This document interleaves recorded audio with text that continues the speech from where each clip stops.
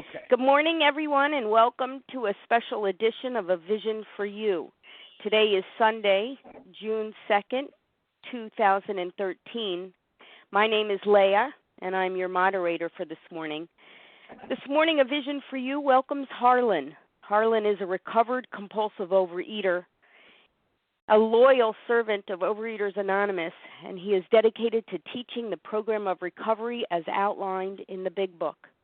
Harlan spends a great amount of time intensively working with other compulsive overeaters to carry the message that there is a solution.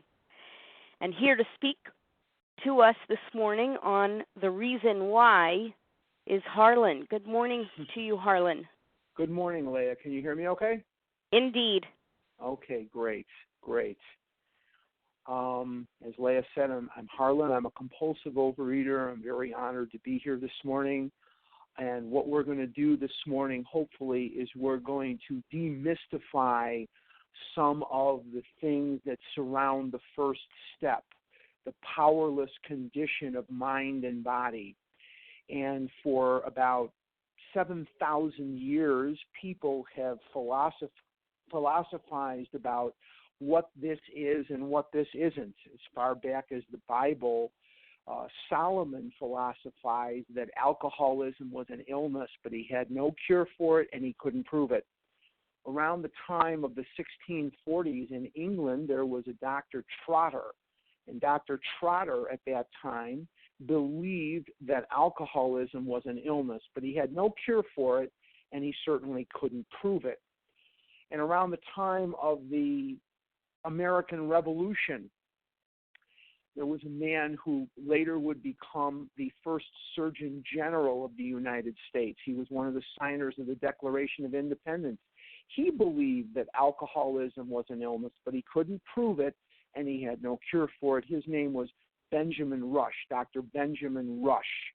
And if you ever come to Chicago, where I was born and raised, you'll see a street called Rush Street, very touristy area. We're told throughout our lives as compulsive overeaters that food and weight are the problem, that food and weight are the issue. And we are told by well-intentioned, unknowing people that all we need to do is push ourselves away from the table, that all we need to do is eat half, that all we need to do is to limit the amount of food we take in while exercising more, and once we get thin, once we lose weight, we will feel great. And the truth of the matter is that if you are a true compulsive overeater, and we'll get into that in a minute, that feels terrible.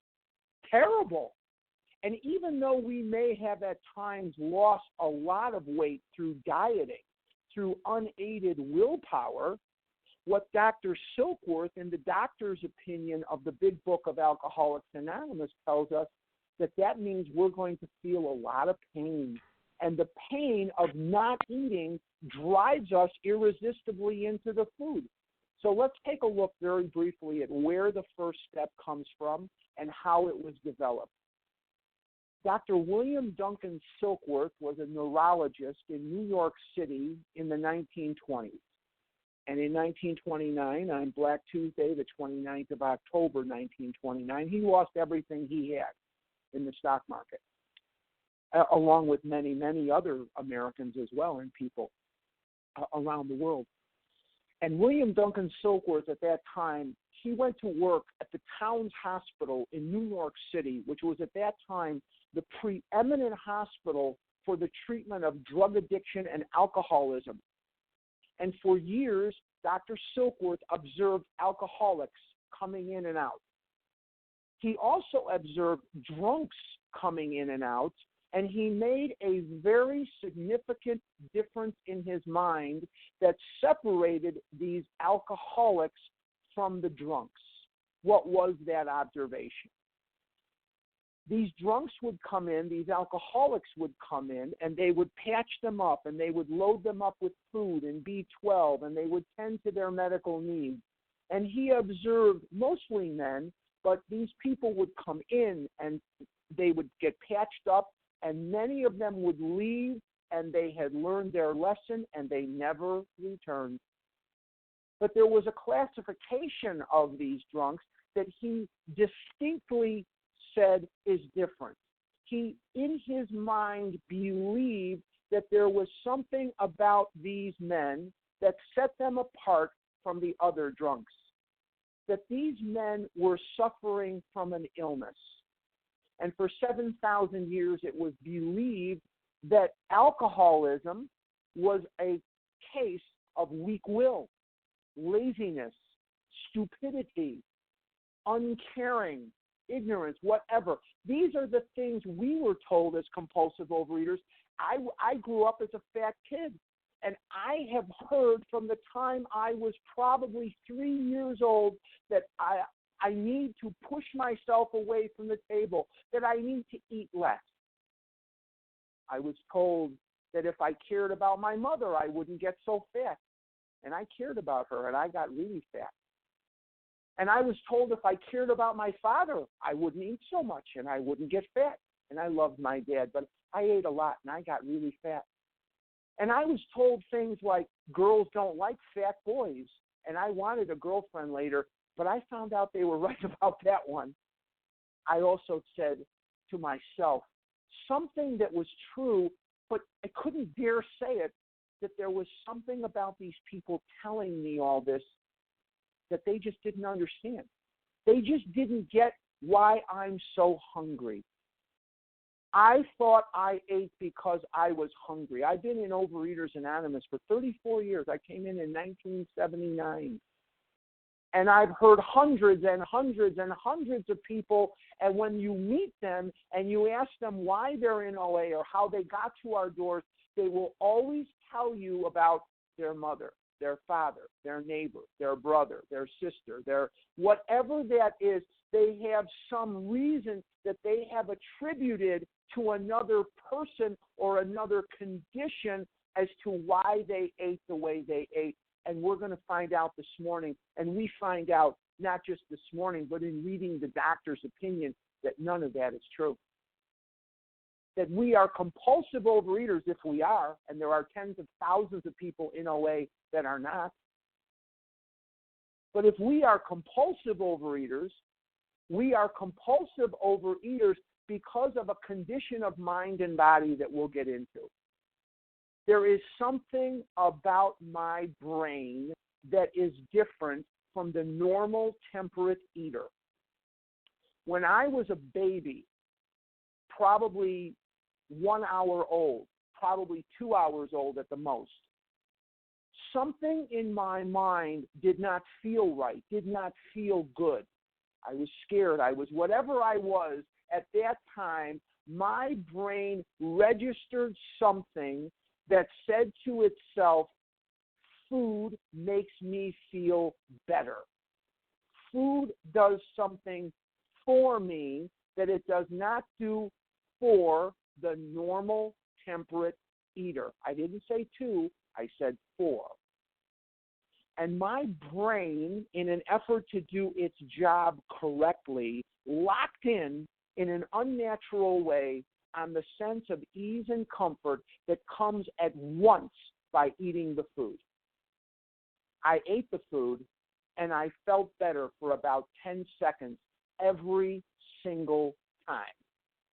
But unfortunately, my brain is abnormal to the point where it does not show me or reveal to me the consequences that are sure to follow every single time I take that action of eating, not lettuce, unless it's on a Whopper, not, certain foods, but milk duds and cake and cookies and pizza. And certain foods would give me what Dr. William Duncan Silkworth calls, in the doctor's opinion, the effect.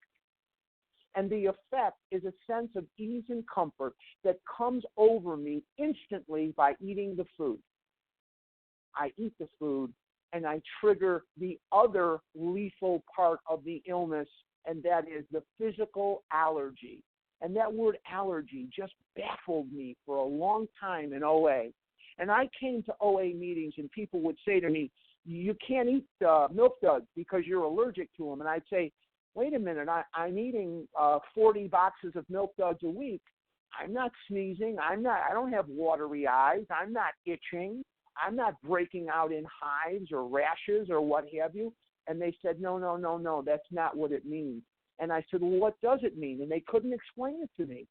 And finally, after a long time of struggling with this word allergy, I went to a source that has never failed me. I went to the dictionary and I looked up the word allergy. And there are several different definitions to the word allergy, and one of them fit me exactly. It says adverse abnormal reaction. Whoa, adverse abnormal reaction to a food, beverage, or substance. Adverse means it's harmful. Abnormal means 9 out of 10 people react to food the way normal people do is this. They get all the food they want every time they sit down to eat food. But in my body, the more I eat, the more I want. The more I want, the more I eat, and it is just endless.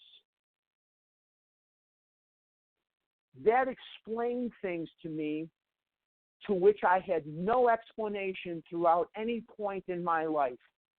Because I sat there like many of you did that are listening this morning, and I looked at people that looked fantastic and felt fantastic and fit into clothes and wore great clothes and looked great and went on dates and went out with girls or went out with boys, and they were living a life, and the food seemed to be no big deal to them at all. They had the same relationship with food that I have with the gasoline in the tank of my automobile. I have a certain sense that when the needle is closer to the E than the F, I go to the gasoline station and I fill the car with gasoline and I drive out and I feel no emotional relief. I do not get the sense of ease and comfort that comes at once by eating pizza when I fill my car's tank with gasoline. They did not understand in looking at me why I ate the food, because all they could see was what the food was doing to me. I felt what the food was doing for me and wondered and cried into the night how they stopped, how they didn't eat it, because I didn't understand that allergy, which produces that effect, is a psychotic effect that only a compulsive overeater feels. They don't feel what the food does for me. They only see what the food does to me. Another thing that I possess in my brain involuntarily is what's called the mental blank spot. Each and every person listening on this telephone meeting this morning has at one time or another in their very early life touched something that was way, way too hot. Way too hot. I remember putting my hand on a Hanukkah candle as a child, and I screamed. Oh, my God, did I scream. I wanted to touch it, so I did. Oh, my God, did I scream. Now, my brain works normally when it comes to hot and fire and candles and fireplaces and things like pots and pans that are coming in and out of off the stove. If I gave any one of you $100 to put your hand in a fireplace, you could not make yourself do it, because where fire is concerned, where hot stoves are concerned, your brain works normally and it will not allow you to harm yourself. Where food is concerned, I have a mental blank spot which will prevent me to see the destruction. It will prevent me to see the devastation in my life that comes as the result of eating the food. I did not want to be eating that food, but the mental twist that I was born with would drive me irresistibly into the food, because my brain was seeking out the sense of ease and comfort that comes at once by eating the food. The process would go something like this. I'm mad. I'm sad. I'm happy. I'm glad. I'm depressed. I have guilt. I have shame. I have fear. I have remorse. I'm going to eat something, whatever it is, hamburgers, cheeseburgers, whatever that might be for you. And then my willpower jumps up and says, no way. And the mental twist says yes. And my willpower says no. And my mental twist will wear me down and beat me down, and it will focus in on what they did to me, and they're not going to tell me what to do. And mentally, I'm giving them the finger, and I've got my hands on the Doritos in the store, running out of the store with Doritos and candy and ice cream and whatever cookies I can grab, and I am now eating, and I am giving them the proverbial finger. And one of the things that Dr. Silkworth tells us is we cannot tell the true from the false. Because in my mind, at that moment, I am never going to eat this way again. Tomorrow I'm going to go on my diet, so I'm going to eat all this today and screw them. Bill Wilson in his story says he went into the cafe to make a call. This is after a period of sobriety, dieting. He's beating on the bar, wondering how it happened again. He might as well get good and drunk this time, and he did. And how many times I would be sitting in the car, how many times I would be hiding in the house, how many times did I be eating that food against my will? And when you tell that to the normal eater, they laugh in your face. What do you mean you ate it against your will? But we understand that. We who are compulsive overeaters understand that we meant it every single time we said we were not going to eat that way anymore. Every single time we went to the gym, every time we rededicated ourselves to the diet, every single time we made vow after affirmation that we were never going to eat like that again, and we ended up doing it. And it says in the doctor's opinion, we lose confidence. Of course we lose confidence, because every single thing we tried failed. Every attempt failed. Every attempt failed. We had a 0 on our test. Of course we lose confidence. Now let's take a look at step 1, and let's take a look at the illness, and let's try to dispel some of these myths. I have a mental twist that will focus in an unnatural way on the sense of ease and comfort that comes instantly from eating certain foods, certain amounts of food. I have a mental blank spot which will prevent me from seeing the certain consequences that the food will wrought into my life like a hurricane. My brain focuses in on what the food will do for me, and it will shield me from what the food will do to me. I never went to Dunkin' Donuts thinking, I bet I could get even fatter. I bet this one pair of pants that still fits could get even tighter. I bet even though I've broken a lot of furniture, I might be able to break even more furniture. I bet I could fart even more. I bet I could crap and piss in my pants even more and get more embarrassed so that people will yell at me from cars even more or laugh at me in stores even more. I never said those things to myself. What I said to myself is, I'm just going to have one.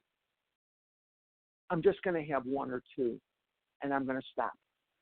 And every single time I said that to myself, that is exactly what I believed, because that was the truth at that time in my mind. But Dr. Silkworth says we cannot tell the truth from the false. The certainty is I will not stop with 1 or 2.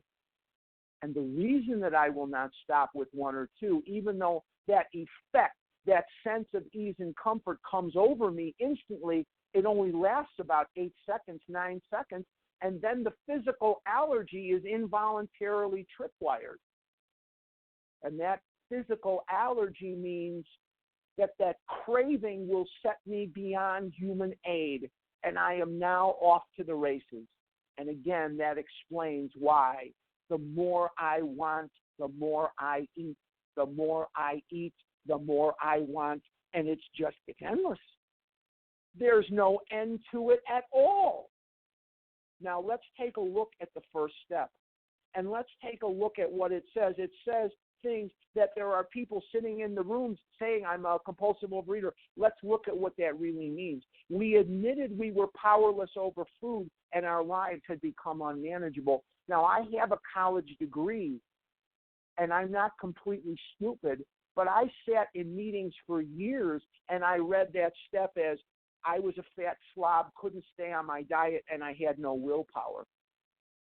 And that's not what it says. It says we admitted we were powerless over food, and our lives had become unmanageable. I am powerless over food, and what that means is I can't eat it because of the physical allergy, and I can't keep from eating it because of the mental twist. And if I can't eat it because of the allergy, and I can't keep from eating it because of the mental twist, then let's take a look at some other things very briefly, and then I'll turn the meeting over to sharing or whatever you want me to. But let's take a look briefly at some things here. In our dieting career, and as we watch commercials, read books, thumb through magazines, whatever that is, we are told a lie over and over and over again. The lie that we are told is something that the big book addresses repeatedly and beautifully. And what it is it tells us something that's important. No matter how abstinent I've been, once a compulsive overeater, always a compulsive overeater. And no matter how abstinent I've been, I am still in this place where I can't eat because of the allergy, I can't keep from eating because of the mental twist. The lie is once you lose the weight, you'll be able to enjoy your favorite foods like pizza and chocolate cake and all this other stuff. Boulder Dash. If I am a compulsive overeater, that day will not come. The obsession that somehow, someday, I'll be able to control and enjoy my drinking must be smashed. I can't control because of the allergy. I can't keep from eating it because of the mental twist.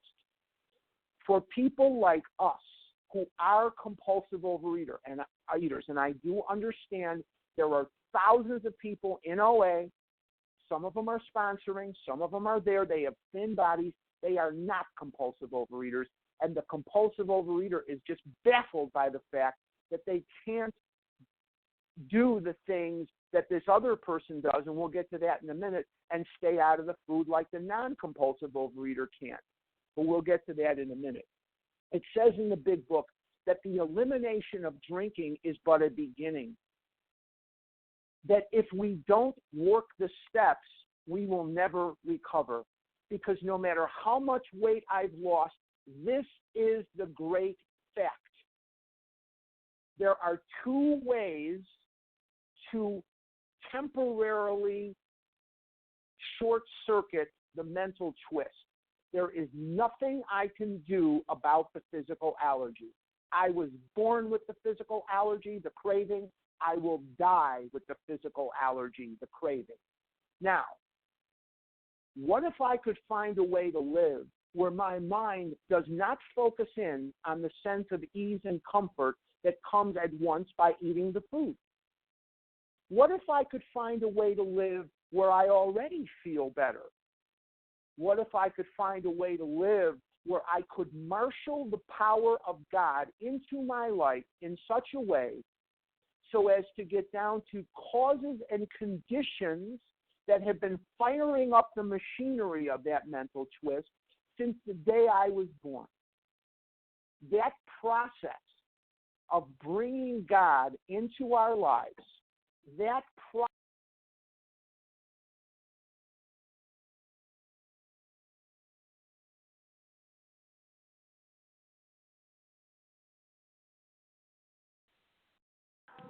Harlan, star 1 to unmute. Harlan, we've lost you. Can you press star 1 again, please? Sure. Thank you. Good morning. We can hear you now. Whoops. Try again one more time, please. Star 1.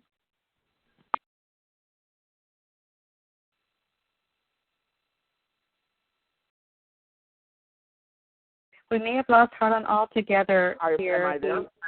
You're there. Yes, you can go Okay. ahead. Thank you. What Thank if you. I could find a way to temporarily short-circuit the mental twist, and the process of that action, of the steps, of marshaling that power of God into my life is called recovery. And that's what this is all about, Charlie Brown. There are two ways to short-circuit the mental twist temporarily. The first way is a way that we've been practiced all of our life, and that is eat the food. When we eat the food, we temporarily short-circuit the mental twist. The other way is to work the steps, because what we're told over and over in the book, and especially eloquently on page 23, is that the main problem of the alcoholic centers in the mind rather than in the body. And in finding this spiritual awakening as the result of the steps, I will temporarily short-circuit the mental twist to the point where I have 14 years of current abstinence from compulsive overeating. And that is not the miracle of OA. And yes, I've lost 500 pounds and so on. The miracle of OA is that in doing this work, I don't want to eat.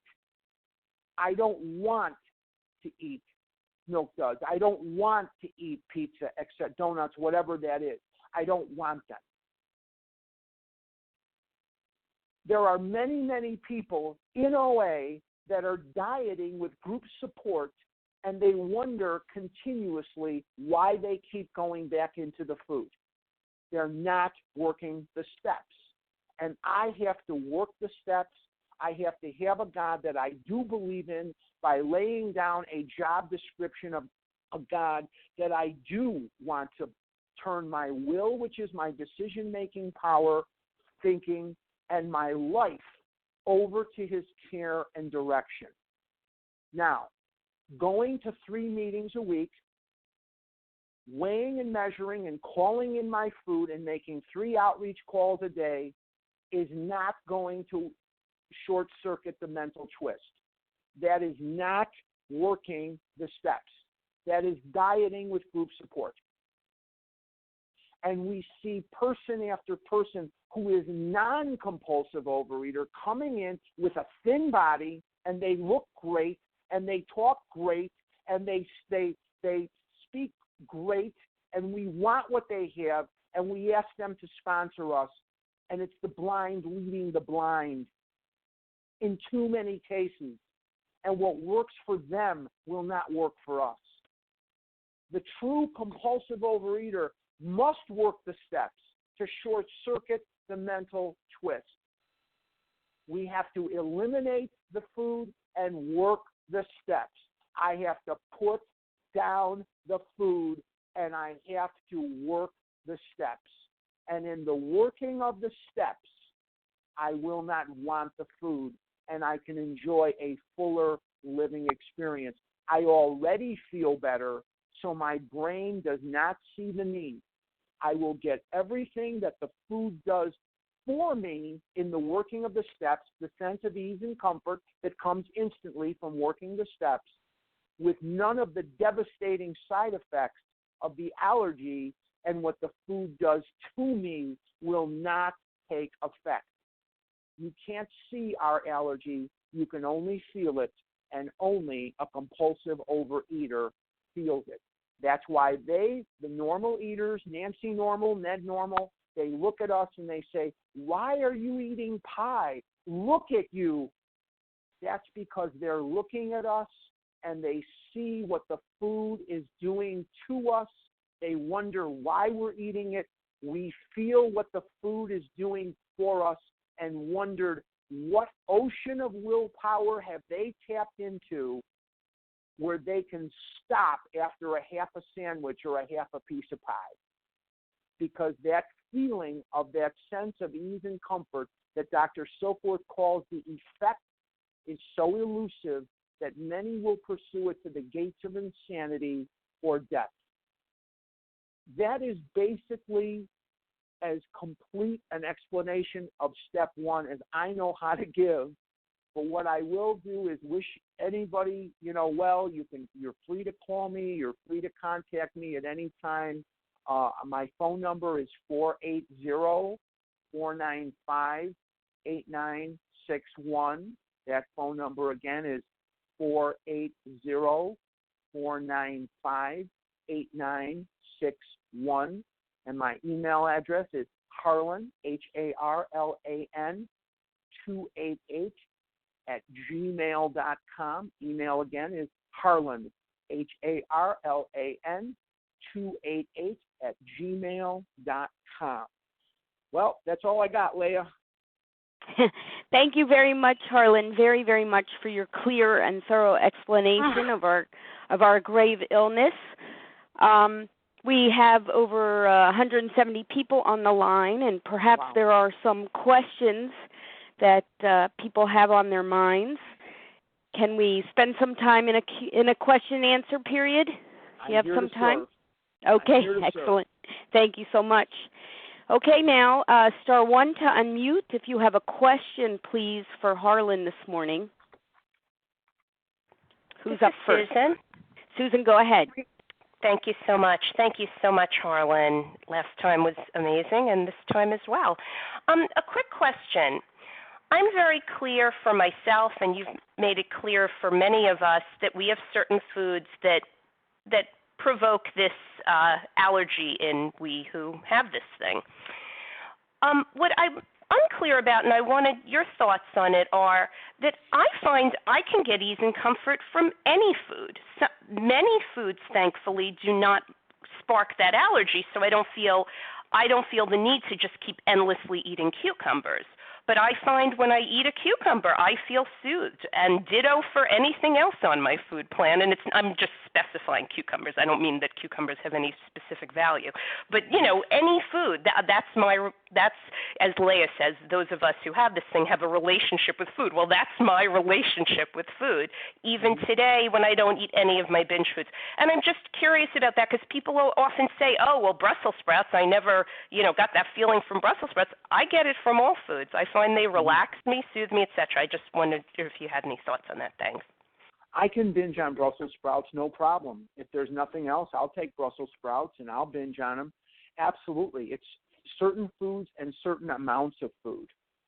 Absolutely, I agree. And it's that unnatural relationship with food that sets us apart from the norm.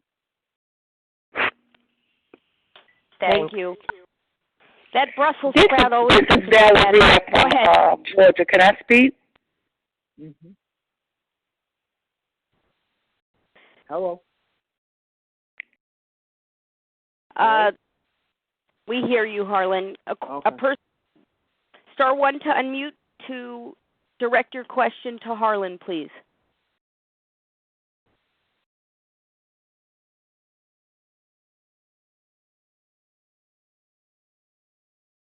Anyone else with a question for Harlan this morning? Star 1 to unmute. Rita, compulsive overeater, food addict. This is Valeria from Georgia. May I speak? Harlan, I would like to ask what time zone you're in, please, and when it's good to call. I'm reticent to tell time zone because then you'll start thinking about when not to call. I'm available 24/7. If I can't jump on the phone, the voicemail will get your message, and I will call you back. But just for the sake of being... This is Valeria from Georgia. Can someone hear me? Yes, we can hear you. One moment, please. One moment, please. We'll get to you in a moment. Thank you. Go ahead, Harlan.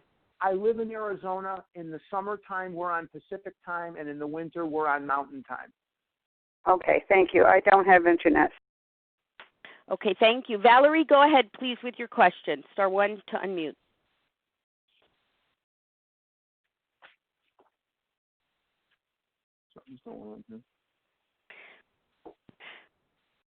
We're getting an opportunity to practice patience with technology this morning. Yes. Valerie, yes, we are. please go ahead with your question.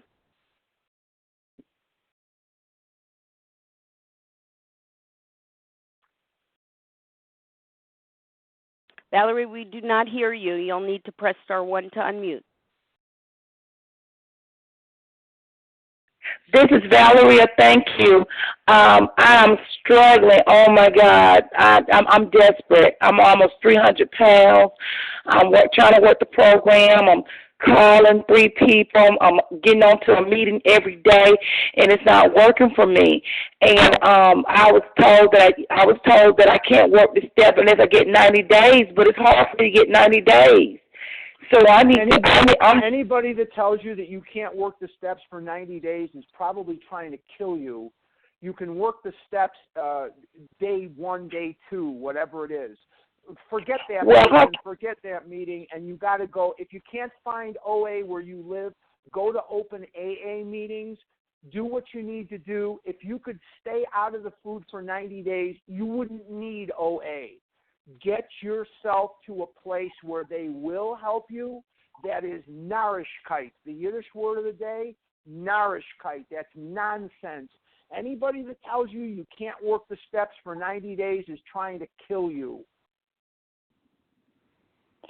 So can you help me?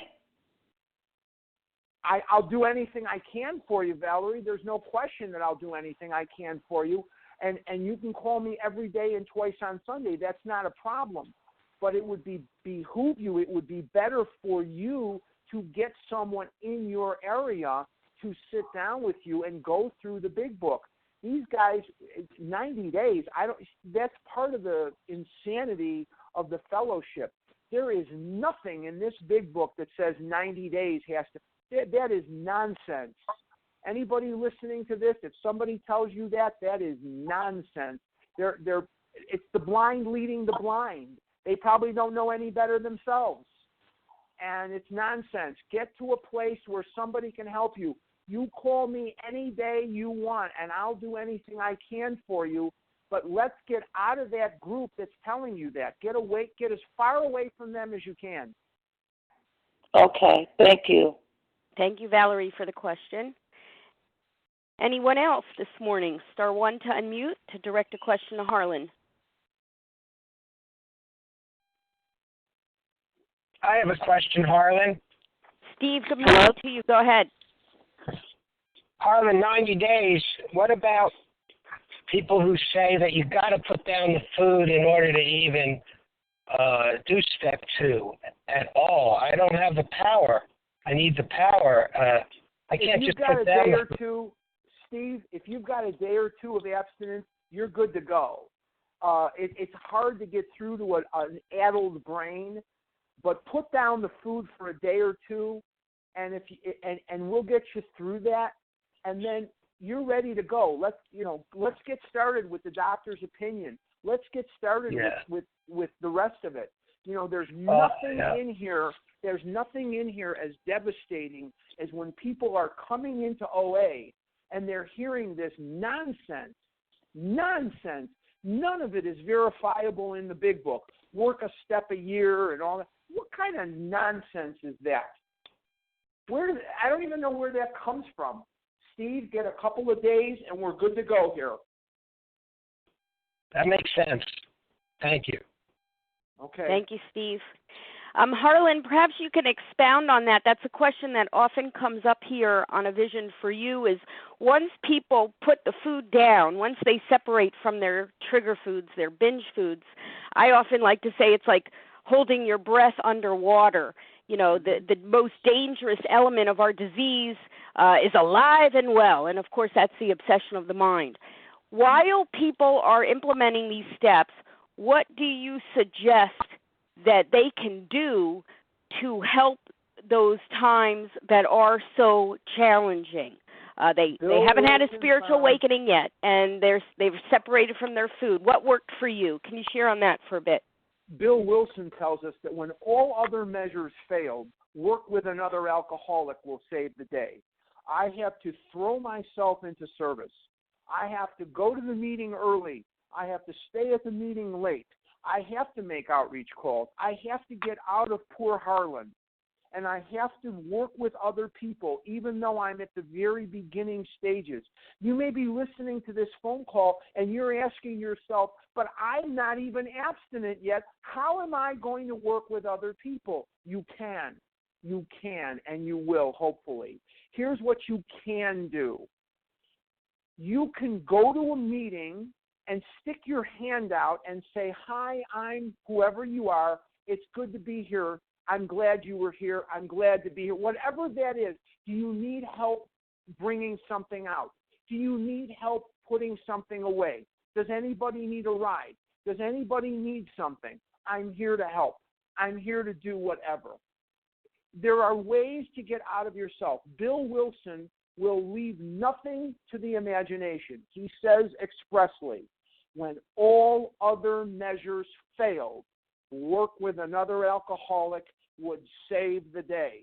When Bill Wilson was in Akron, Ohio, he went into the Mayflower Hotel, and he knew that it was either go to the bar and drink or not drink, and he went to the phone and he called people that might be able to put him in touch with another alcoholic.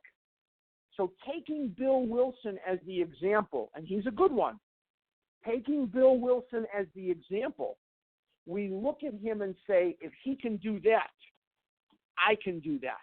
I can do that. Get out of yourself. Thank you, Harlan. Star 1 to unmute to ask questions this morning. Who's next? Yes, this is Eileen. Eileen, go ahead. Hi, Eileen. Hi. Thank you very much, Harlan. That was great. And Leah, you're definitely an inspiration to me, and I work as a substance abuse counselor. But my question is this. I came in 1986 at only 125 pounds. What brought me in was a mental obsession. I could not stop eating. The signs of the disease hadn't shown up on me yet physically. I ate my way up to 215 pounds. And my question is, why do you think it takes some of us? It took me when I came in at 24, I got it at 42. It took me 18 years till 2004 to finally be willing to surrender the sugar and flour. It had that much power over me. What's your take on that? The ego must try every wrong answer repeatedly before it will succumb to the right answer. The ego will continue to separate me from the norm, from the group, rather. Ego is conscious separation. I know that there's people out there saying, ego, he's got out. Yeah, that's great.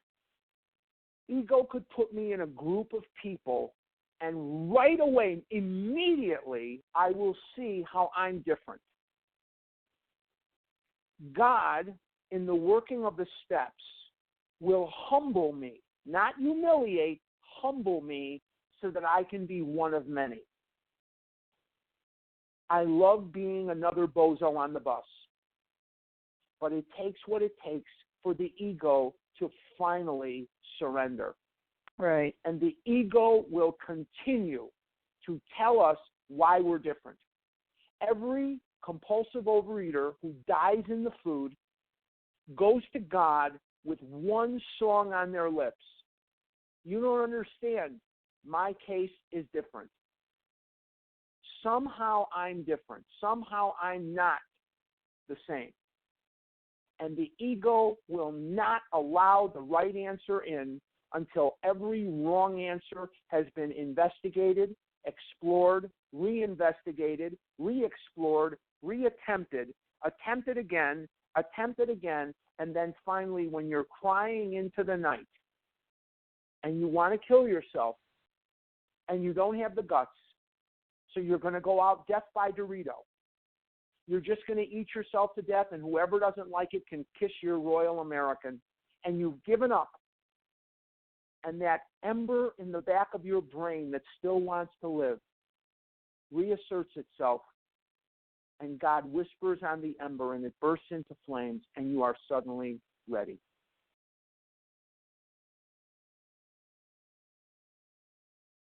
Thank you, Harlan. Thank you, Eileen, for the question. May I ask a question? This is Pauline. Pauline, good morning. Go ahead. Good morning. I have tried several times and failed. What I found that I had a relatively easy time to put the food down, but when my resentment and fears pop up, I've turned to alcohol, and thus breaking my abstinence. But the food is not a problem any longer. I gave that up, and I figured a drink or two would sort of give me that, the sedate that I needed to get through those rough times. Of course, I know that's not the answer, but like you said, Harlan, you're going to try every wrong answer, and you just open my eyes to that right now. But I'm not doing the steps. I'm attending meetings and trying to. You're dieting with group support. And yeah. But how to do the steps? May I do them by myself? Probably not. Why would you want to? Why would you want to do them by yourself? Only because I don't know where to go. That's why I'm. Where do you live? Florida. What part? Largo. Largo. Go online, look up Overeaters Anonymous in Largo. I don't know what. I'm assuming Largo is a small town. If there's no strong OA there, go to open AA meetings and ask somebody, do you work strictly out of the big book? And if they say no, I use the 12 and 12 and I use this, find the next person. What would you do in Largo, Florida, if your favorite pizza parlor closed down? Would you stop eating pizza or would you go somewhere else? You have to seek the recovery. Yeah. You have to seek the recovery with the same energy that you sought the illness. The problem is when you start to look, you don't understand what you need to look for. Here's what you need to look for. I'll lay it out for you simple. You need to look for somebody that is working out of the big book that can help you have a spiritual awakening as the result of working the steps in the big book, not the OA nonsense, not the 12 and 12, not any of that stuff, but in the big book, that you will have a spiritual awakening as the result of the steps so that you will not want the food. There are people in the AA meetings, there are people in open AA meetings that you can go to, and you may be alcoholic from what you described. You may be able to go to closed meetings. I don't know. I don't know your pathology. But let's just assume for the sake of the many that you're not an alcoholic. Go to the open AA meetings and seek that person as if your life depended on it, because it does. That's what I would do. And if that is not working, look for something else. Look for someone else. If you really want it, you'll find it. And I know this, Pauline, you walk to God, he'll run to you. He'll run to you.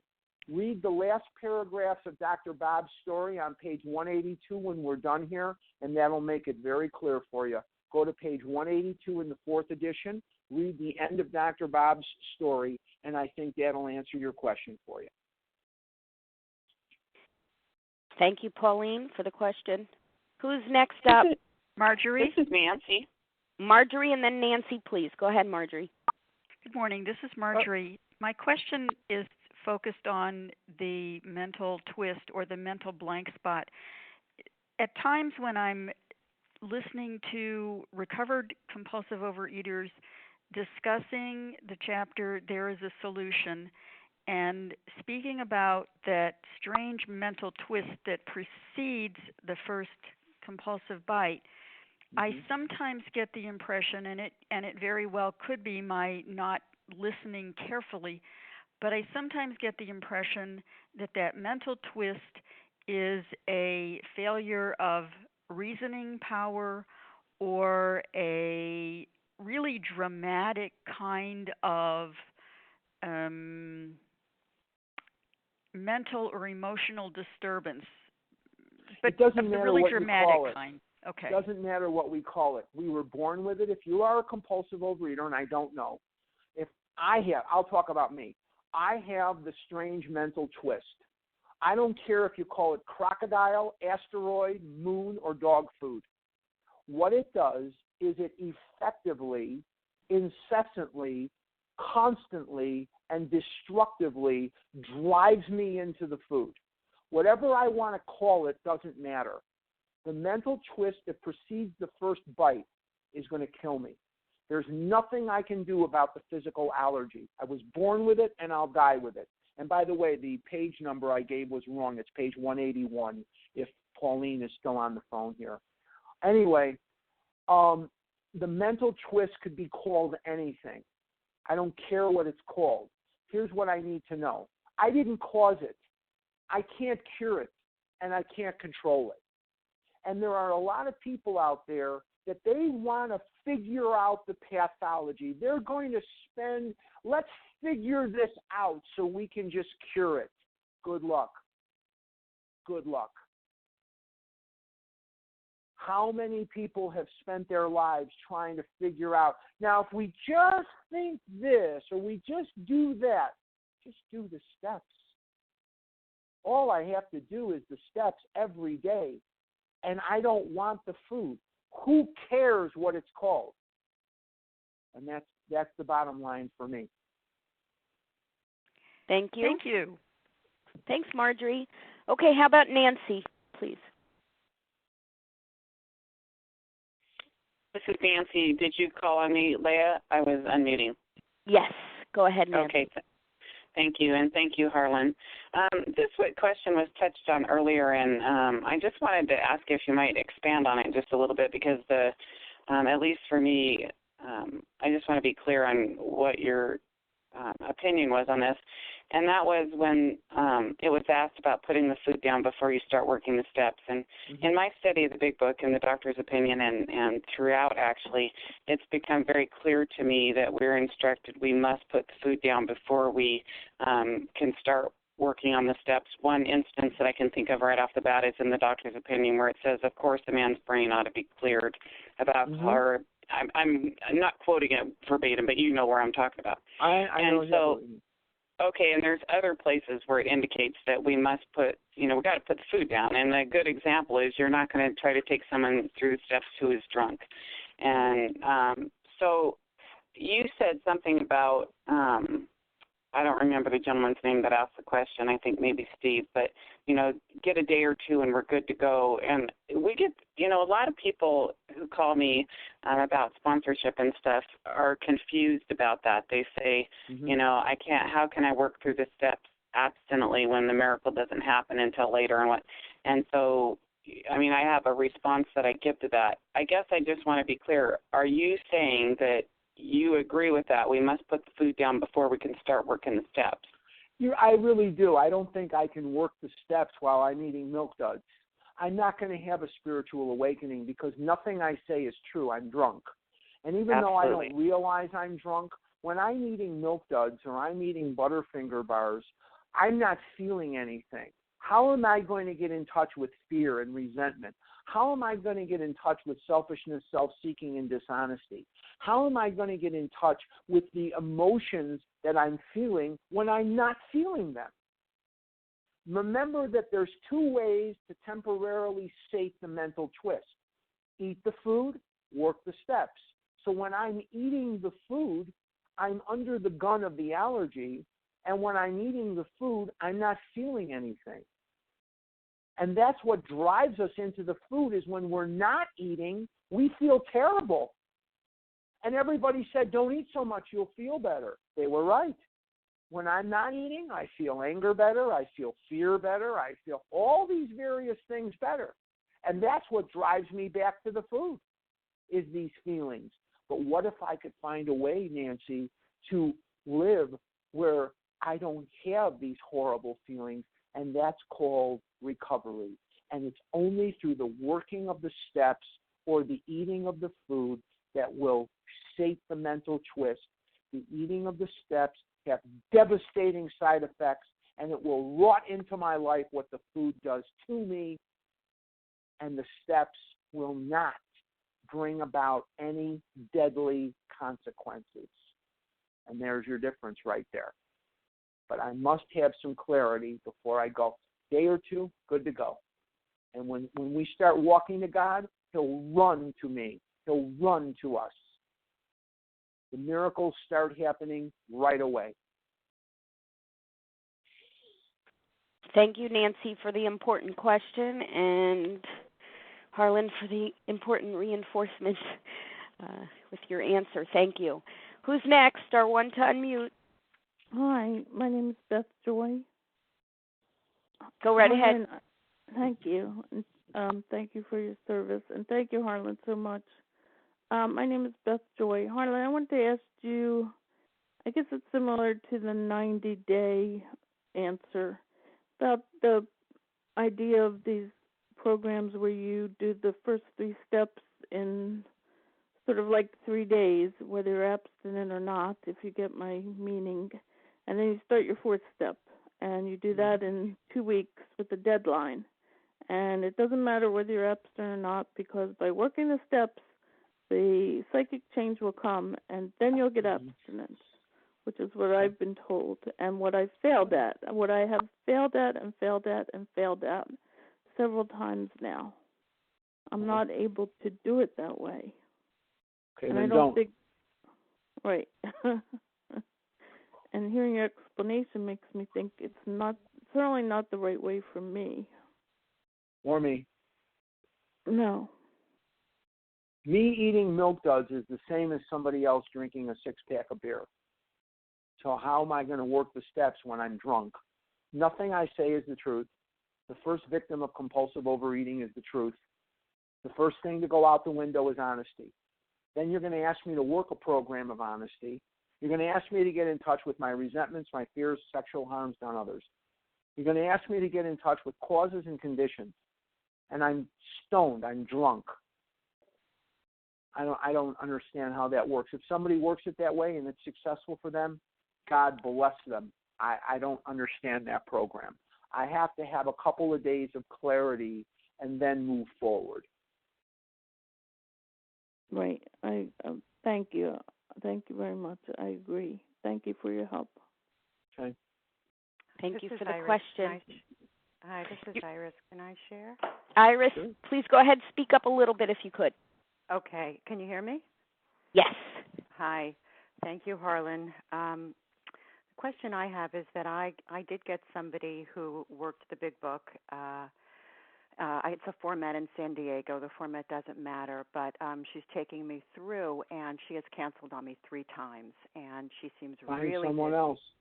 Yeah, well, that's what I'm struggling with. I got all the material. If somebody is too busy for this, yeah, they're doomed. This is the number one thing in my life without exception. It comes before anything. On page 77, at the top of the page, 77, our real purpose is to fit ourselves to be of maximum service to God and the people about us. Mm. And if she's canceled on you, that means that her recovery has taken, or his recovery, I don't know if it's a man or a woman, I shouldn't assume, their recovery, that's better, is not a priority to them. Find someone else. If you kept going to your favorite donut store and it was closed, you'd find somewhere else to get donuts. Mm-hmm. Thank you. I've been tortured by this for the last week. Nobody should be tortured by this. You can change sponsors at will, and you can work with more than one at any given time. But if the person that's supposed to be helping you is not taking this as a priority, find someone else. This is the number one thing in my life without exception. Thank you. Yes, that makes sense. Okay. Thank you, Iris. And if you need, I'm coming to San Diego to do a big book thing in August, so I hope to meet you there. Thank you. Thank you. Who's next? Star 1 to unmute. Lindy. Hi. Lindsay, go ahead. Hi, it's Linda from Connecticut, a recovered compulsive overeater. Thank you, God. May I share or ask a question, rather? Please ask a question, sure. Thank you so much, Harlan. That was fabulous. You referenced the importance of finding a higher power that's right for you. Is it, if it's appropriate, can you discuss that a bit? There are people out there that make we're not supposed to discuss step 2, but since you asked me, there are people out there that read the words in the big book that says God as you understand God, and in their mind, from talking to them over the decades I've been here, they are believing that it means whatever religion you are is fine, and that is true. However, there are people out there that are trying to drag the hippopotamus out through the dog door. In other words, they have a God that does not work for them. And they are still trying to make a God that does not work for them, that they do not believe in, and they're going to recover with that God? Why? I sit down regularly and I describe my higher power. Now, I was married for 17 and a half years. 3 years ago, my then wife said, look, I want a divorce. I've fallen in love with somebody at the office, and I want a divorce. My God changed. My life changed. And then as I get older, things change, and I have different job descriptions for God. Why in the world do we as a group and as individuals want to drag a God in from childhood that we do not believe in?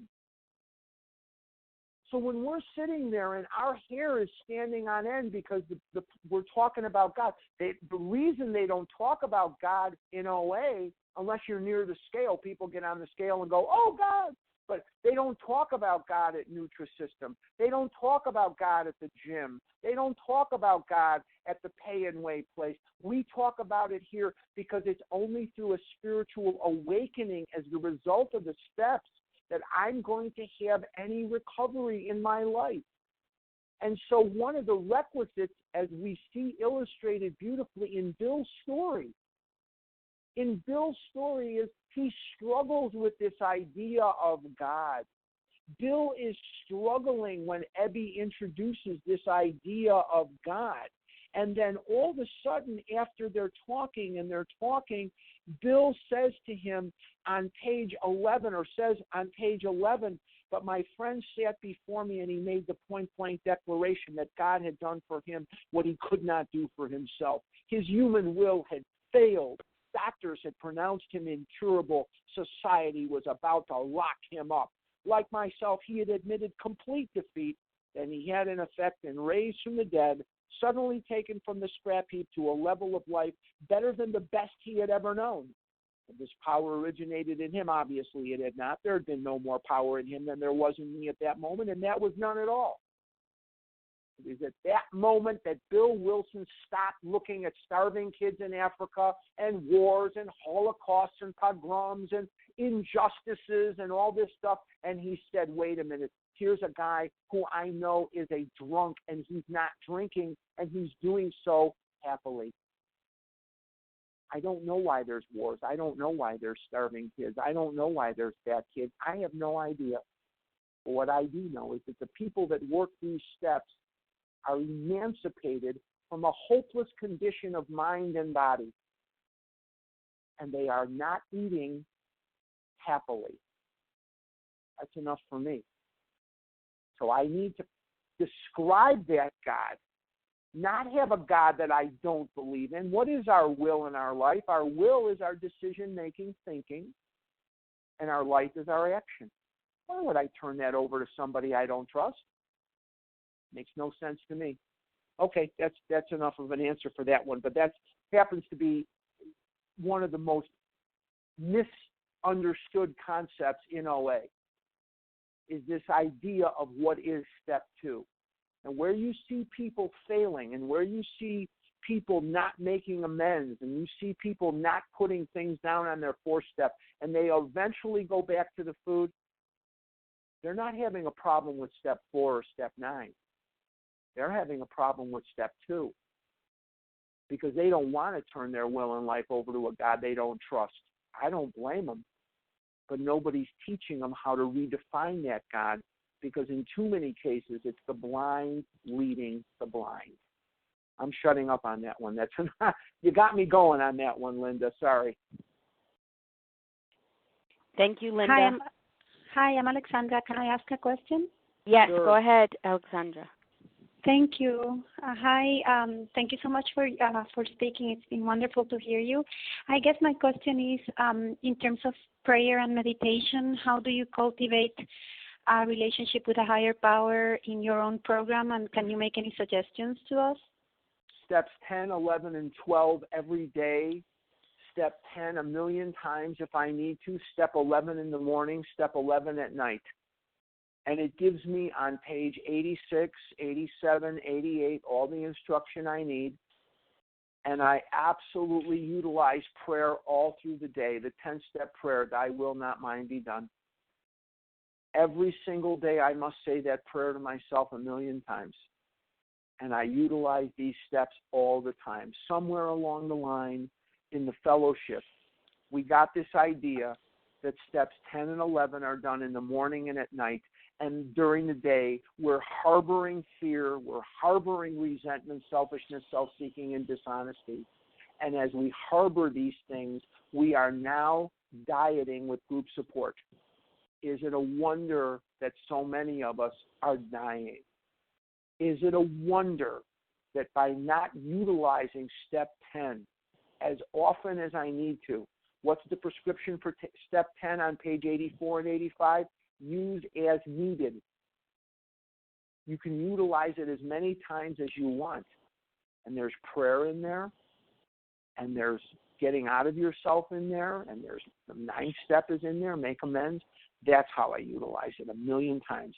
And I'm not one of these crazy people that, I may be crazy, but I don't walk down the street, talking to God out loud. But I feel him with me all the time. And that takes a lot of work. And that takes years and years of cultivating that. That when they talk about that conscious contact with a higher power, that takes work. This is not a program for people who need it. It is not a program for people who want it. This is a program for people who do it.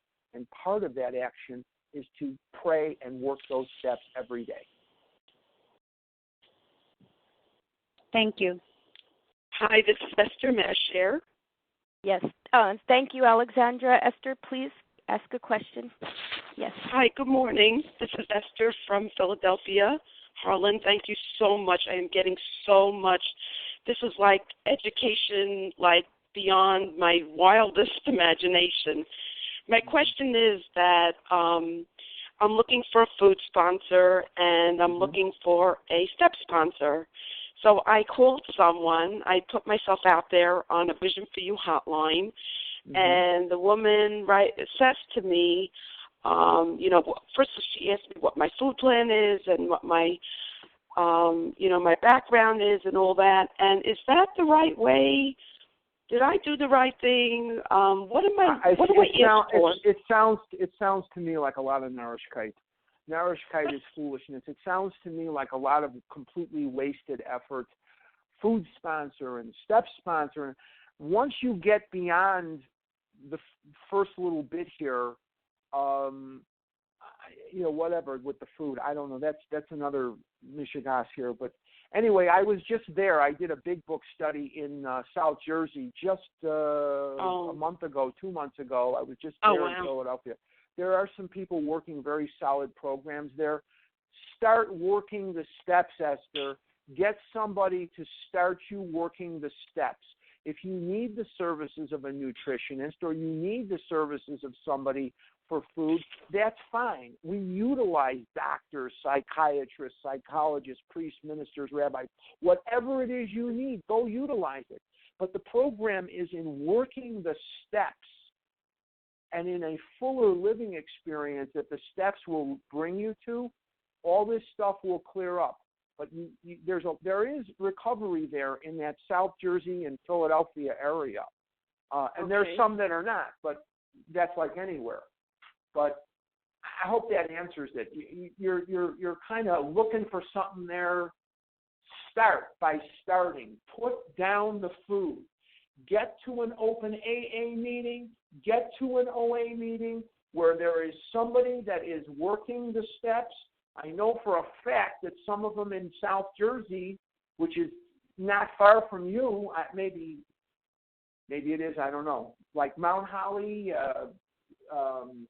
Cherry Hill, that area there, they're getting some good big book groups. And they will help you. If they can't, or if that's too far away, find it where you are. Can't get in an OA? Can't get in an OA? Go to open AA meetings and say, I'm dying here. Can you help me? Thank you. Harlan, just one question related to. Hi.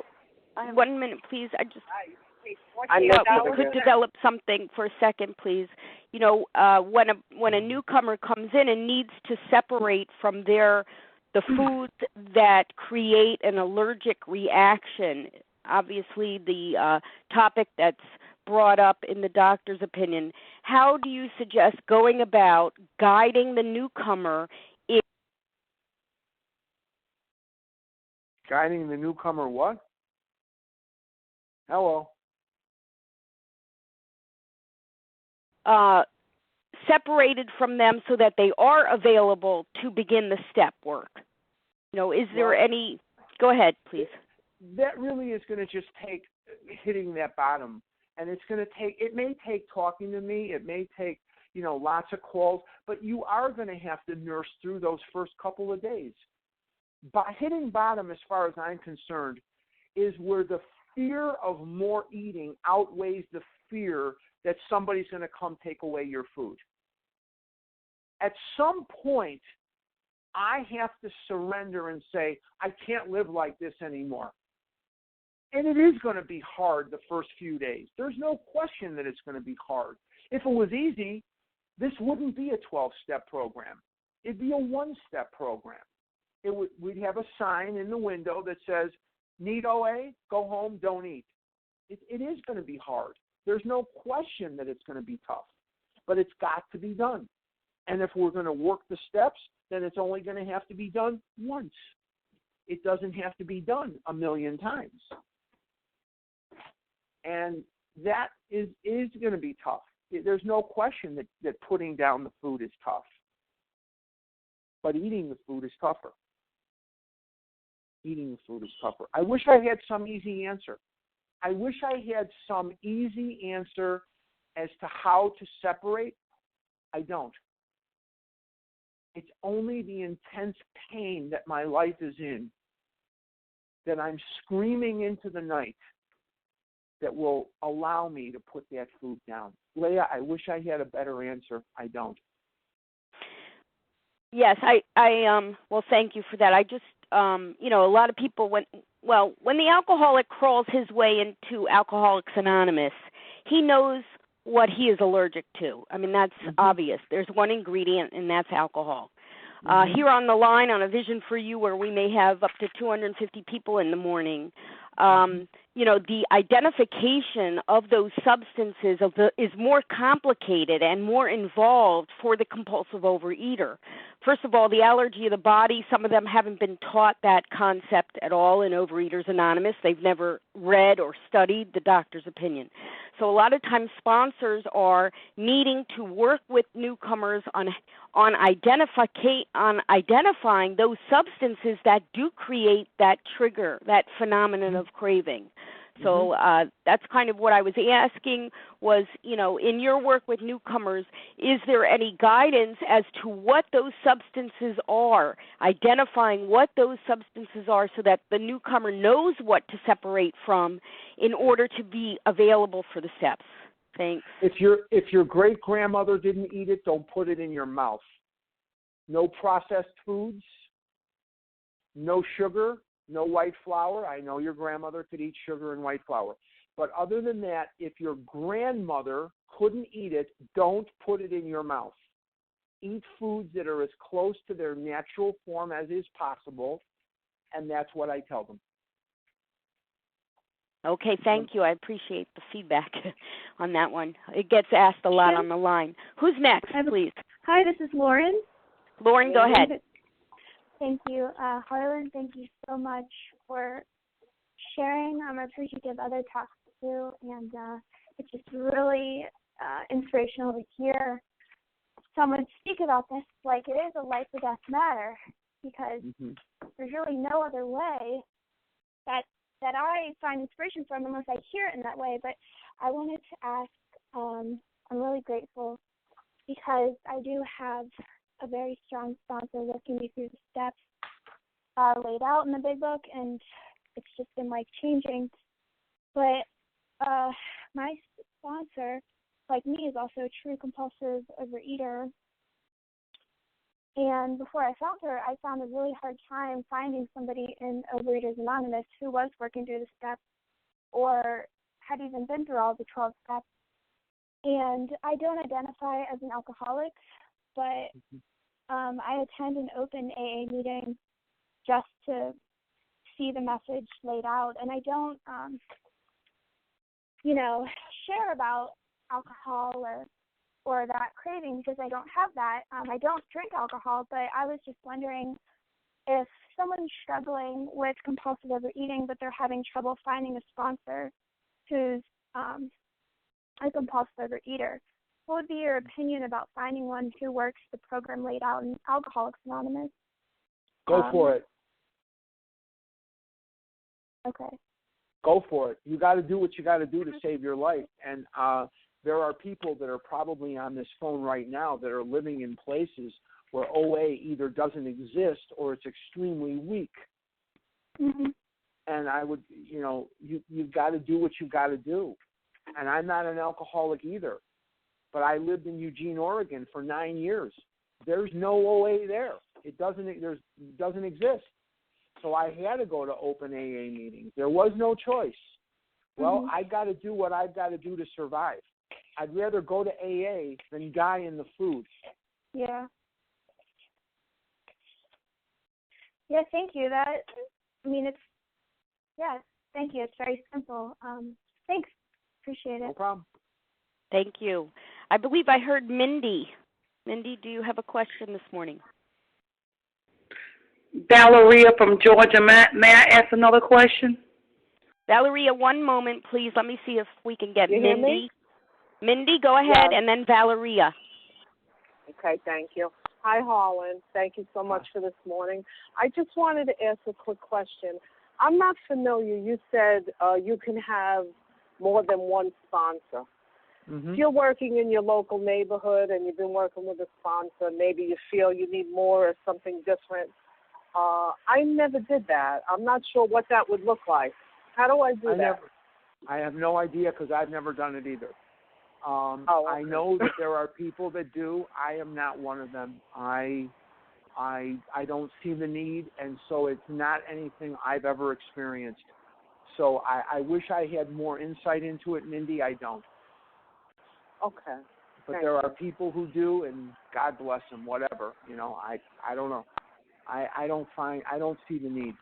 I think that if there's anything I've learned about me, it's that I will take a 2-car parade and overcomplicate it because my ego, my level of misunderstanding is equal to what my ego does not want me to see. And if I have 2 sponsors, that is worse for me than 1. 1 is better than 2. Because if one sponsor likes green and one sponsor likes red, I'll go home and eat a cake because they don't seem to agree. Well, I don't want to put myself in that position.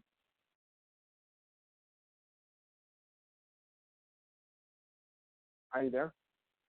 I'm here. Okay. Thank you, Mindy. Thank you. We hear you, Harlan. Thank you, Mindy. And now Valeria. One moment, please. Valeria had a question.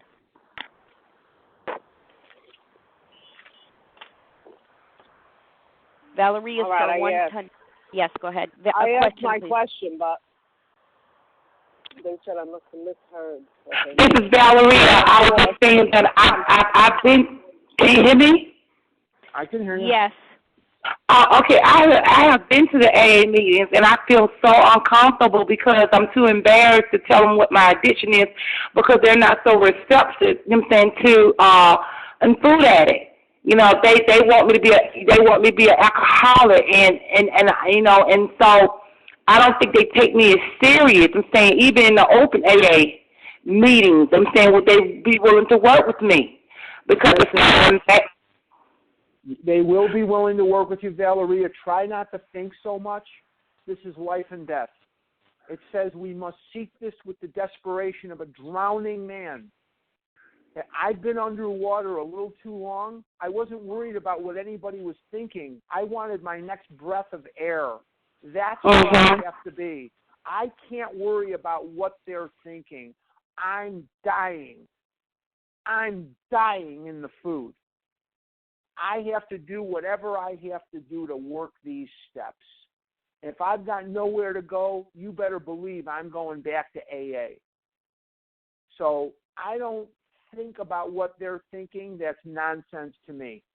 I have to do what I have to do. I need help.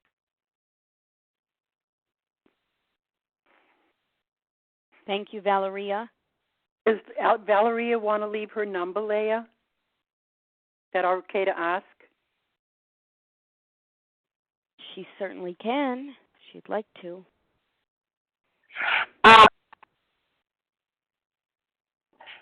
This is Valeria, 770-899-9835. I'm Eastern. Try me any. 770-899-9835. Thank you. Thank you very much.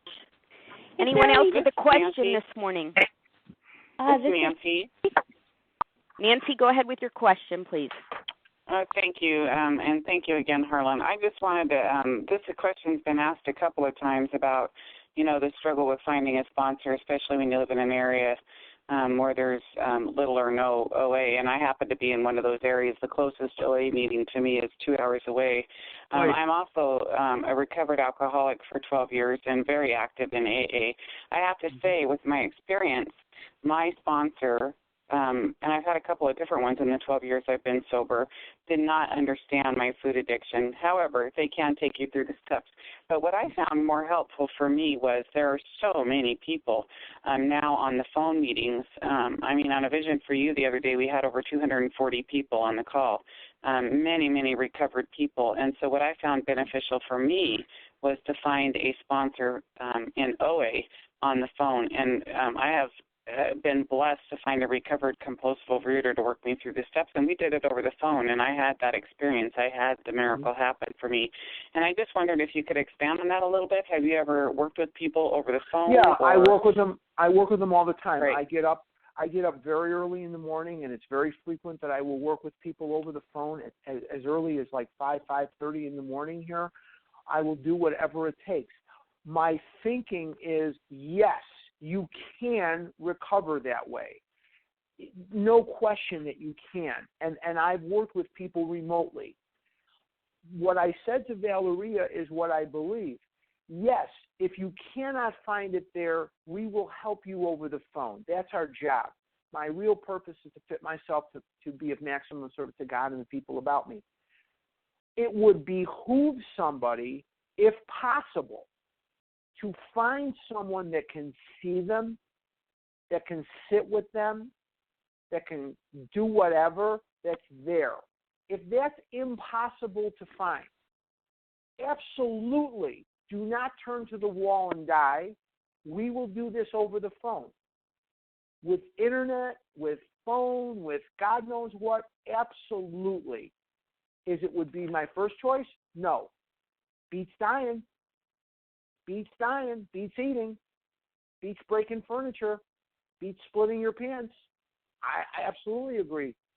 Absolutely. Yes. Valeria, if you're still on the phone and you just can't find it there, we will help you. Thank you. Hi, Next question. Can I ask a question? Yes, go ahead, Suri. Yes, hi, good morning. This is Suri speaking. Thank you so much, Harlan, for your share. I just do have a little question that I'm trying to understand here, that you were saying that you basically only need a sponsor to work the steps. For me, what has worked in the past and what is working now is that I have a sponsor that takes me through the steps and also is my food sponsor. Without putting my food down and without me committing my food every day and weighing and measure it, I would be right back into the food. So I'm trying to understand that, like what it sounds like you said, that working the steps alone is enough. And what I it do may find, not be enough for all people. You may need that accountability on your food. That's fine. That's great. Is it working? Yes. Don't fix it. Please don't fix it. Okay, great. If it works, don't fix it. Because I have seen a lot of people around me that have gone from a food sponsor to only a step sponsor, and many of them have picked up. Okay. If this is working for you, please don't change it. Okay, great. Thank you. Thank you, Suri. Next question. Hi, my name is Jerry, and I'm calling from Michigan. I have a question. Go ahead, Jerry. Thanks. You know what? I've been in the program about a couple of months, and I found a sponsor, and so now some difficulty is coming up because my sponsor can't work with me at nighttime, and it's because I have two jobs. So I find that by me having two jobs, it's hard to find someone that at nighttime.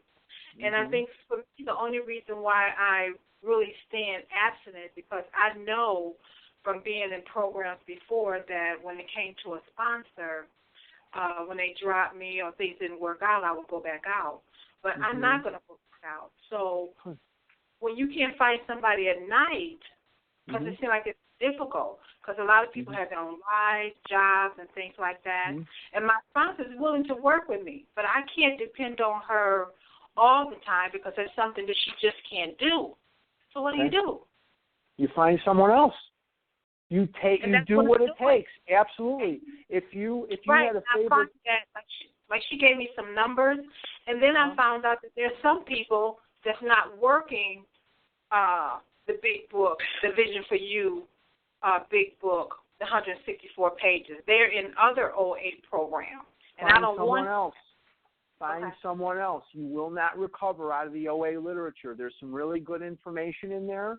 There's some really good information on the traditions in there, but there are no instructions how to work the steps in there. So you find someone else. I don't know where this turned into a sponsorship thing, but okay.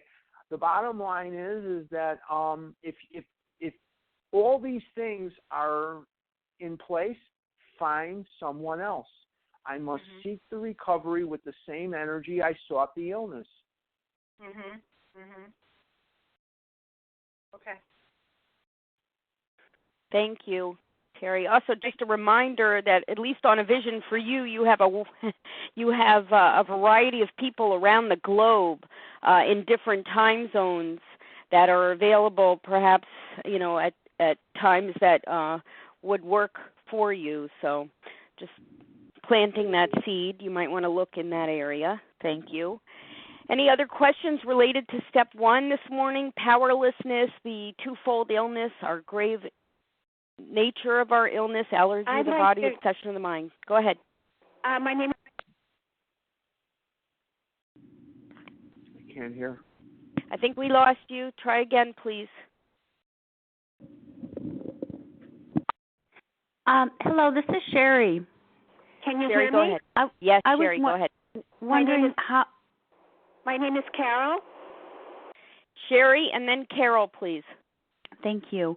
I was wondering how I could find out about the Big Book workshops, those weekends, that weekend in San Diego. How do I find out more information about Big Book studies, the way that you do it, or this program does it?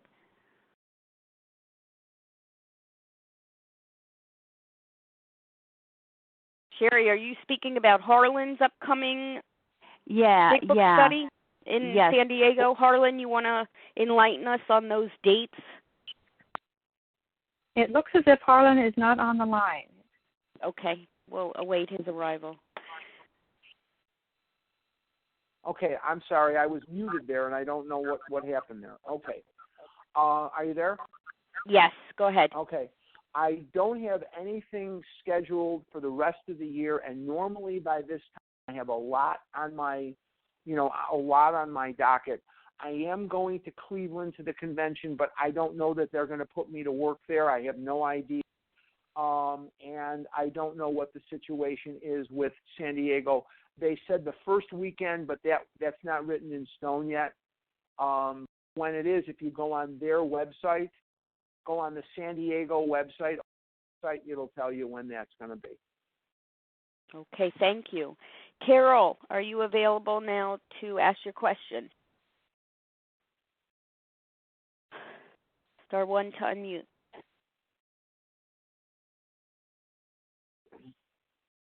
Can you hear me? Yes. Okay, Harlan, I want to thank you so much. And I've been thinking about what you said about my grandmother. My grandmother also never used artificial sweetener. Mm-hmm. And I gave it up 2 years ago, and I'm finding that has just helped me immensely, helping me get rid of the sugar craving. And so I'd just like to thank you, and I'm going to think about what my grandmother did eat and what she didn't eat. Thank you. Okay. Thank you. Any other questions this morning? The topic is step 1, twofold nature of our illness, allergy of the body, obsession of the mind, powerlessness. Star 1 to unmute if you have a question.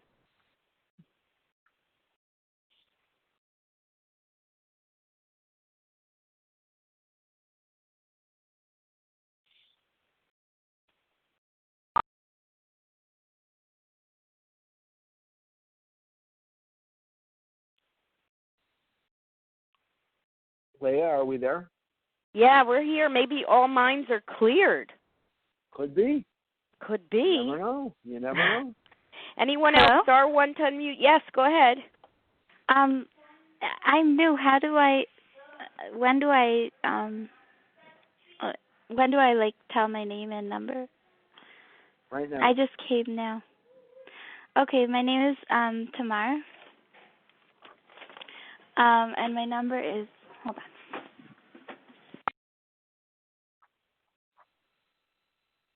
Well, welcome to you. We lost you there. We can certainly get your number. Yes, we can certainly get your number after the recording, and welcome to you. We're glad you're here. Anyone else with a question this morning? Hi, this is Ronnie. Yeah. I'd love to say hi. I don't really have a question. I just want to say that there are no coincidences, and I was just feeling desperate this morning and went online to listen. And Harlan, your clarity is a gift, and I thank you for it. And I just feel like my whole brain opened up, and that's all I can say. So thank you for having this meeting. And Harlan, thank you not just for your recovery, but for your clarity and how clear you're able to share it, and that it's just the light that you bring to so many of us who are really struggling. And I thank you for that. Mm-hmm. Thank you. You're very welcome. My pleasure. Hi, this is Lisa from South Jersey. Hi, Lisa. Go ahead. Hi. With the question. Hi, Leah. Go ahead. Hi, Harlan. Hi, everyone. Harlan, thank you. I love you. You're wonderful as always. Would you leave your contact information again? I wasn't able to jot it down when you gave it the first time.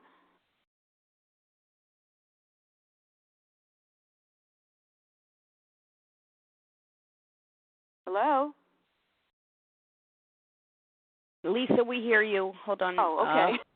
Harlan might have been muted. Yeah, I don't know what it sometimes it mutes me, and I don't know why. Yes. Okay. Harlan, Right. when that happens, Yeah. Harlan, if you press 8, the number 8, that will stop. Okay. Okay. All right. My phone number is 480-495-8961. That number again is 480-495-8961. And my email is Harlan, Harlan, 288 @gmail.com. That's Harlan, Harlan, 288 @gmail.com. Thank you so much.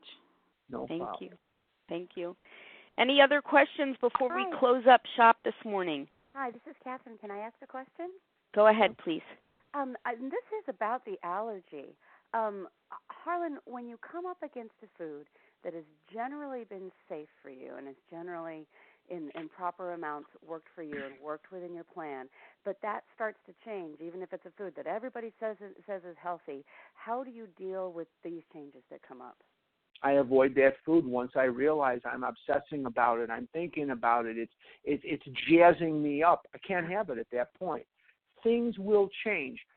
that is one of the things that is different about our addiction than alcohol or drugs or gambling or what have you.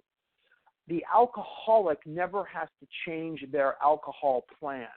The drug addict does not have to change their cocaine plan or their whatever drug they're taking. They're either doing it or they're not. In our case, things will change over time. And as people start to put down the food, what also will happen is they start buying things they don't need. They'll start engaging in, sometimes in sexual relationships, or they'll start doing other things because the mind, the mental twist, is looking for a way to sate these feelings. So that is so vital that we have a spiritual awakening as the result of the steps rather than dieting with group support. There are people listening probably right now that have bought things they don't need, that have engaged in behaviors they couldn't figure out why they were engaging in while they were dieting with group support. And this is where that's blowing out on us, is the mental twist is looking incessantly for a way to quiet down these feelings. What is the job of the mind? Make you feel better. That's what it's doing. That's what it's doing. I hope that answers it. Thank you. Anyone else? Hi, this is Teresa. I have a question. Teresa, go for it. Hi. I was wondering, Harlan, if you could say something about the tools of the program. The meetings that I go to, there's a heavy emphasis on the tools and not you won't on the like steps. you won't like what I have to say. The tools are a great distraction from working the steps. If you'll notice, can you hear me? Am I still muted or unmuted or what? We hear you. I can hear you. The and what tools you're are saying, the tools are a great distraction. In Overeaters Anonymous, for decades, we have been addicted as an organization to do anything except work the steps. And so we've come up with these tools. And the tools will be something that we can utilize as an alternative to the steps to make sure that we'll die in the food. If I am working step 10, I'm calling other people because I have to discuss this immediately. That's a tool. If I'm doing my inventories, I'm writing. That's a tool. If I'm working step 12, I'm calling, I'm this, I'm that. Work the steps. Ignore the tools. The tools will not lead you into the steps, but the steps will lead you into the tools.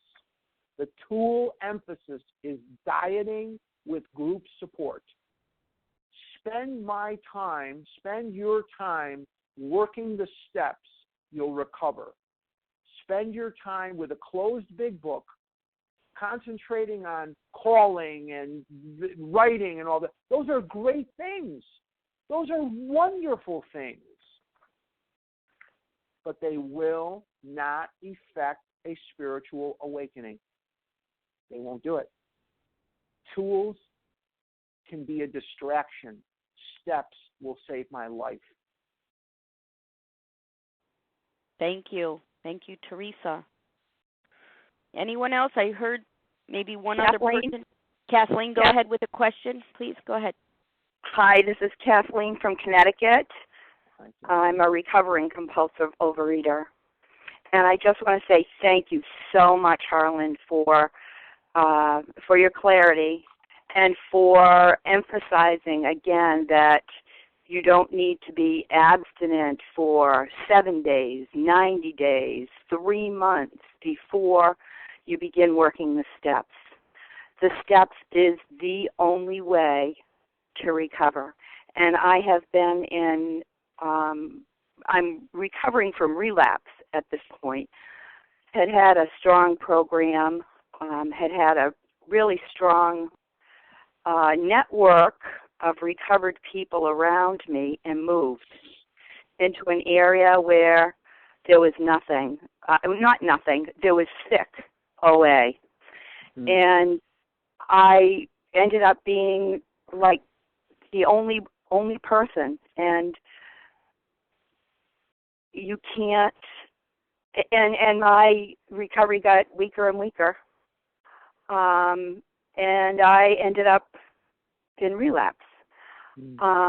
Trying to find a recovered sponsor who would take me through the steps or do step work with me had proved pretty futile until I went into some strong AA meetings.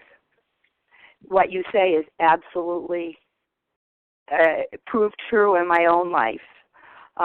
In a strong AA meetings where they work from the big book and all they talk about is the big book, and are willing to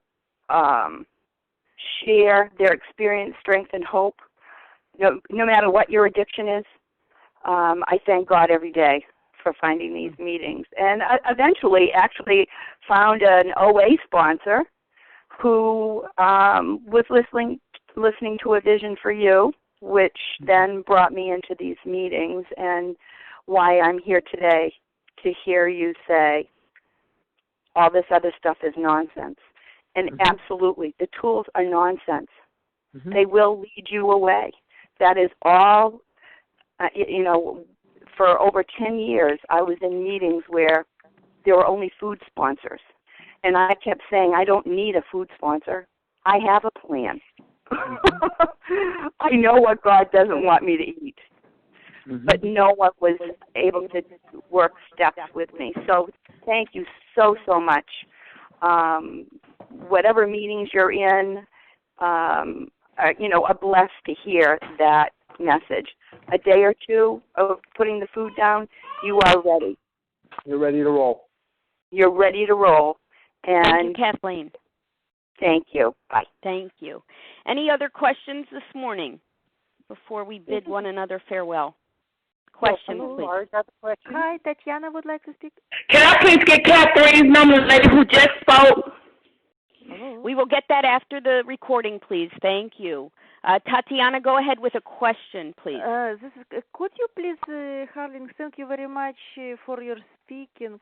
And could you please tell slowly your phone number, because I am immigrant. For me, it's very difficult to catch phone number.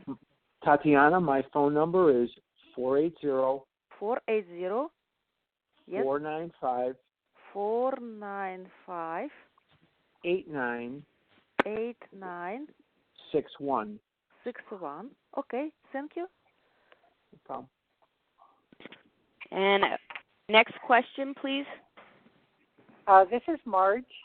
Marge, go ahead with your question. Thank you. Yes, I have a question for Harlan. Well, maybe this is food for thought, but since this is Overeaters Anonymous, it's not Sugar Anonymous or Flour Anonymous. Could it be that the physical allergy is triggered by picking up that first compulsive bite and not necessarily the sugar and flour substances? I can trigger the physical allergy with a lot of other things besides sugar and flour. Yes, and that's what I'm saying. That our disease is triggered by that first compulsive bite, no matter what it is. I'm right there with you. I'm right there with you, Marge. It doesn't mean that sugar and flour are safe, but I can eat a lot of other things and trigger the physical allergy. Well, what I'm saying is that the physical allergy is triggered by the first compulsive bite. If we just stay away from that first compulsive bite, shouldn't we be able to eat anything, whether it's sugar, flour, or whatever, to concentrate on that first compulsive bite? I'm not sure I understand the question, or I'm not sure I understand the point. I think the point is that it's not just sugar and flour, but here's what I'm sort of hearing too, that at some point it will be okay for you to eat sugar and flour. If it's okay for you to eat sugar and flour, that's fantastic. It is never, by any known means, there is no way that medical science has made it possible for a person like me to eat Almond Joy bars safely. science may one day accomplish this, but it has not done so yet. Every time I eat an Almond Joy bar, I'm going to eat 50 of them or 30 of them or whatever it is. I'm going to eat other things. I'm not quite sure I'm understanding the question. I'm thinking that the question is, are there other things that trigger the allergy? Yes. Yes, there are. If I eat certain fried foods, if I eat egg rolls, or I eat pizza, pizza has flour, but if I eat certain cheeses, certain things, I'm going to go bananas. I'm going to absolutely go Looney Tunes for that. So I'm not quite sure what the question is. I hope I'm answering it. I don't know. I wasn't quite sure what the question was there. Well, what I'm saying is that could it be that the physical allergy is triggered not necessarily by any food substance, whether it's sugar, flour, or egg rolls or whatever, that it's triggered by taking that first compulsive bite? Because they say that all action is born in thought. Right. So if I think that sugar and flour is going to trigger me, well then so be it. Okay.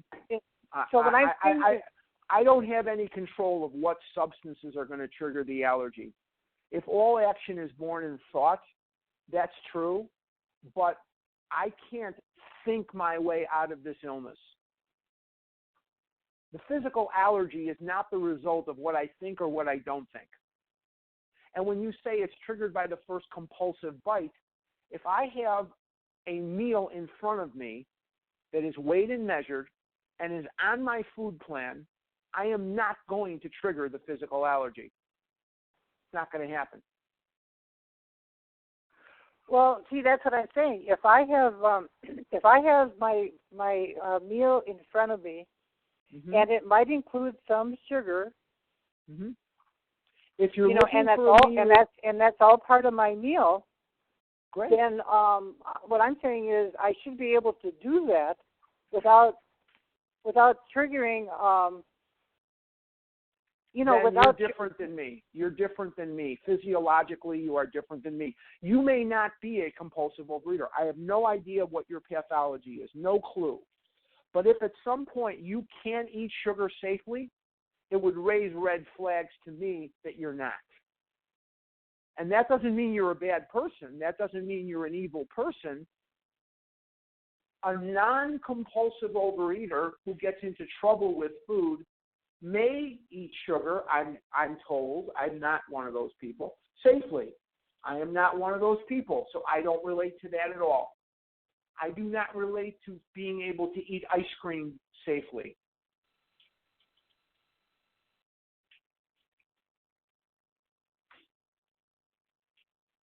Thank you, Harlan, for explaining that further.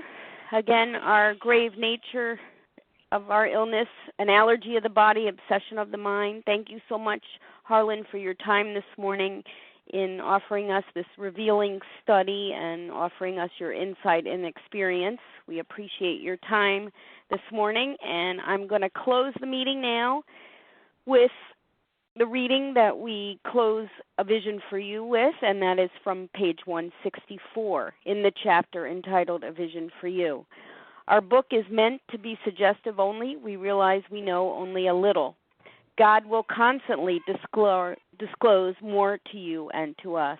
Ask him in your morning meditation what you can do each day for the man who is still sick. The answers will come if your own house is in order. But obviously you cannot transmit something you haven't got. See to it that your relationship with him is right, and great events will come to pass for you and countless others. This is the great fact for us. Abandon yourself to God as you understand God. Admit your faults to him and to your fellows. Clear away the wreckage of your past. Give freely of what you find and join us. We shall be with you in the fellowship of the Spirit, and you will surely meet some of us as you trudge the road of happy destiny. May God bless you and keep you until then.